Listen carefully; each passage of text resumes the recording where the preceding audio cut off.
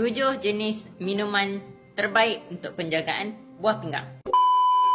Yang sihat boleh ikut, yang sakit masalah kronik buah pinggang pun lagilah kena ikut. Wajib kena ikut. Nombor 1, air bali. Biji bali tu korang basuh, cuci elok-elok, lepas tu rendam semalaman, lepas tu minum macam tu je. Dah cukup, tak payah nak tambah apa-apa. Minum lebih kurang 2 kali sehari. Nombor 2, beet juice. Buah merah tu. Nombor 3 yang paling besar, paling efektif, jus celery.